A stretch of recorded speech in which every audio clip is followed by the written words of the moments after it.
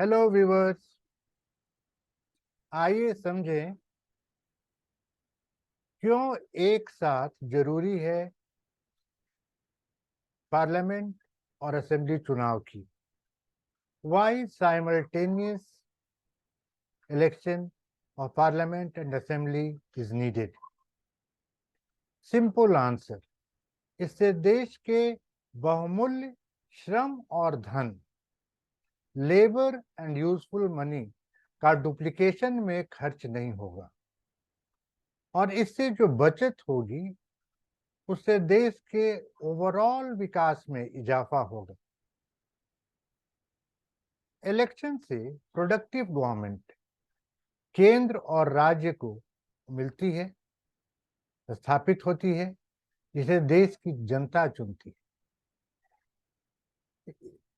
चुनावी प्रक्रिया में जो एक्सपेंडिचर होता है उसके कोई अंदाजा नहीं है।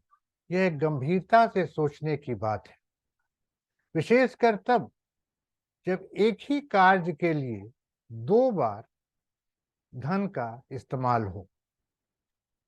1950 में भारत का संविधान लागू हुआ। 1952 में पहली बार जनरल इलेक्शन हुआ पार्लियामेंट और असेंबली के लिए एक साथ। एक ही मेहनत और एक ही खर्च में लोगों को केंद्र और राज्यों में लोकतांत्रिक डेमोक्रेटिक सरकारें मिली। लगभग 1967, आई रिपीट, लगभग 1967 तक यह परंपरा चली और देश की जनशक्ति और संसाधनों, मैन पावर और रिसोर्सेज की बर्बादी नहीं हुई। लेकिन उसके बाद इंडियन पॉलिटी में कुछ ऐसी गिरावट आई कि आए दिन सरकारें गिरती रही दल बदल की वजह से। मध्यावधि चुनाव, मिड टर्म इलेक्शन संवैधानिक प्रावधानों कॉन्स्टिट्यूशनल प्रोविजंस के तहत होते रहे और यह इस मिड टर्म इलेक्शन से देश का पार्लियामेंट भी अछूता नहीं रहा। इलेक्शन प्रोसेस में लाखों मतदान कार्यकर्ता, पुलिस और सुरक्षाकर्मी शहरों, कस्बों और बस्तियों में तैनात होते हैं। प्रत्येक निर्वाचन क्षेत्र में एक उम्मीदवार को चुनाव प्रचार और ट्रांसपोर्ट वगैरह में लाखों रुपये खर्च होते हैं। चुनाव आयोग इलेक्शन कमीशन के गाइडलाइन के मुताबिक पार्लियामेंट्री चुनाव में अधिकतम 70 लाख और असेंबली के चुनाव में 28 लाख रुपए की सीमा तय की हुई है। लेकिन वास्तविक खर्च इससे कई गुना ज्यादा होता है और वह रकम तो बहुत बड़ा हो जाएगा अगर सभी उम्मीदवारों पार्लियामेंट और असेंबली के द्वारा खर्च की गई रकम का एक रफ एस्टिमेट निकाला जाए। बीच में कुछ और बातें भी जान लें। समय समय पर चुनाव सुधार होते होते रहते हैं। चुनाव समितियों के सुझाव प्रस्तावों पर, जैसे दिनेश गोस्वामी कमेटी, वोरा कमेटी जिसने अब अपराधीकरण पर के रोक पर जोर दिया, वीरप्पा मोइली कमेटी जिसने नैतिकता के बढ़ावा पर जोर दिया, AP Shah committee, etcetera etcetera. इसका एक बड़ा परिणाम यह हुआ कि 61वें संशोधन अधिनियम 61st अमेंडमेंट लॉ के अनुसार मतदान की आयु 21 वर्ष से घटाकर 18 वर्ष कर दी गई। किसी मतदान केंद्र पर महिलाओं की संख्या अधिक होने से उसे पिंक बूथ घोषित किया गया, जिसमें मतदान कर्मचारी और सुरक्षा कर्मी सभी महिलाएं होती थी। चुनाव के दौरान या चुनाव में लगे अधिकारी और कर्मचारी चुनाव के दौरान इलेक्शन कमीशन के अधीन समझे जाते हैं। उन्हें एक प्रतिनियुक्ति पर माना जाता है। एक ही उम्मीदवार का 2 जगहों से अधिक स्थान से चुनाव लड़ने पर प्रतिबंध और किसी उम्मीदवार की मृत्यु हो जाने पर चुनाव का स्थगित न होना जो पहले हो जाता था, कुछ महत्वपूर्ण कदम है। अब आइए कुछ और बातों को बारीकियों से समझें।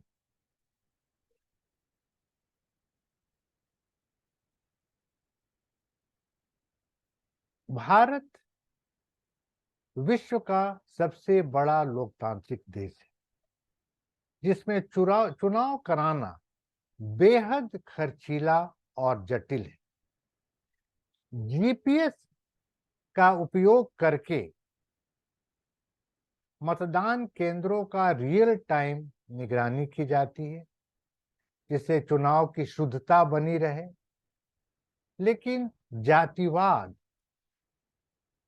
धर्म और नैतिक मूल्यों में ह्रास की कमी से देश की परंपरा, एकता और बुनियाद पर अक्सर चोट होती है।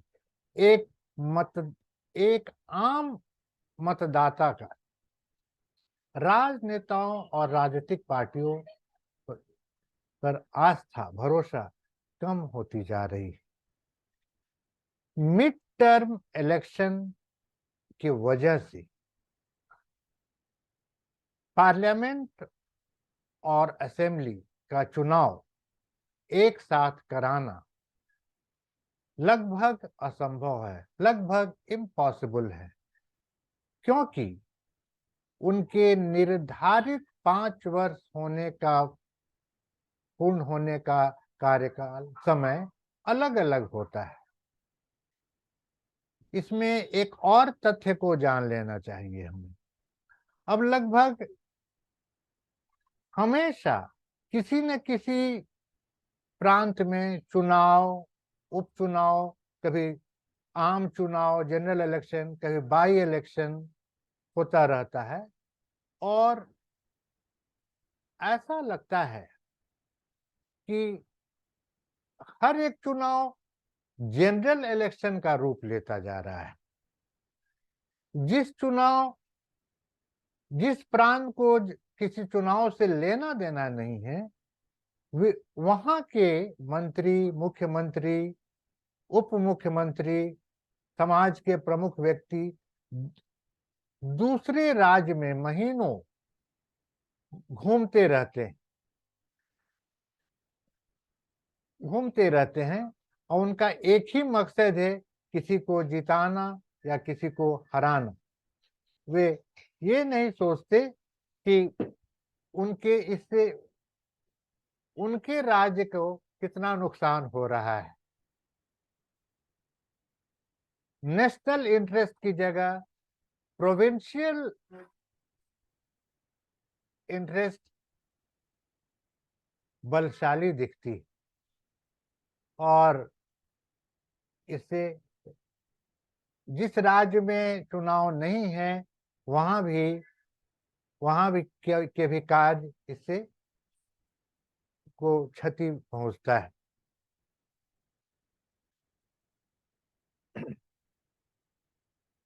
और मीडिया की तो कुछ बात ही अलग है। वे हर चुनाव में जनता के रुझान के अनुसार अमर्यादित या अप्रमाणित समाचारों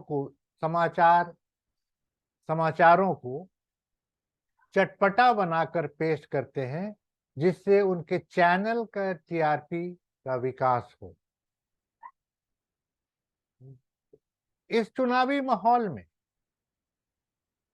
किसी भी न्यूज चैनल को किसी वैज्ञानिक साइंटिस्ट द्वारा किए गए कार्य, किसी डॉक्टर द्वारा किया गया सफल ऑपरेशन जो किसी छोटे से शहर में ही हो, किसी भी स्थानीय कॉलेज में के महत्वपूर्ण शोध को दिखाने में कोई दिलचस्पी नहीं है, क्योंकि वह वही दिखाते हैं कि जो जनता चाह रही है। आखिर इसका निदान क्या है? इससे हम कैसे बचे? जो इस वीडियो का प्रमुख कोर पॉइंट है, मकसद है बनाने का,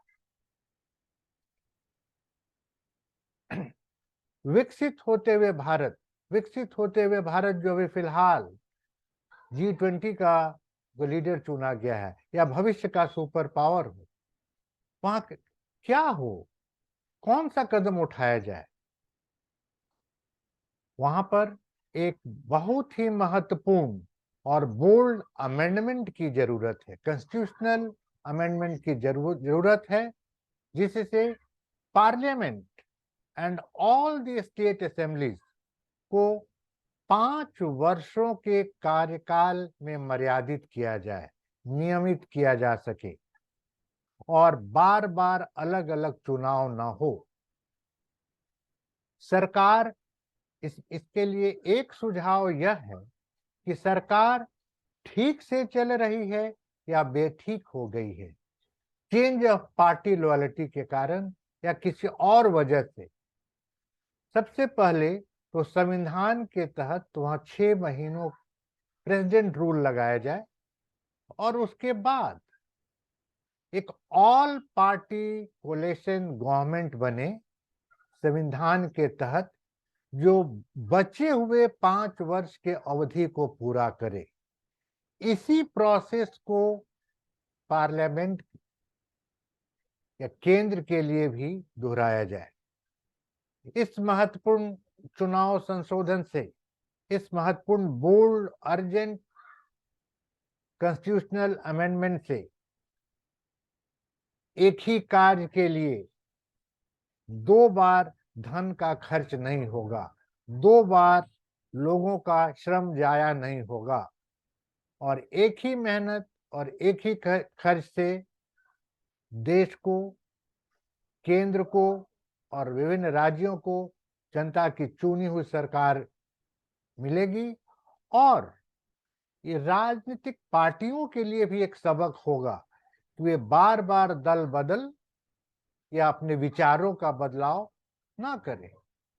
इससे देश, जनता की भी प्रगति होगी, क्योंकि शांति में ही, पीस में ही प्रोग्रेस है। Thanks for viewing.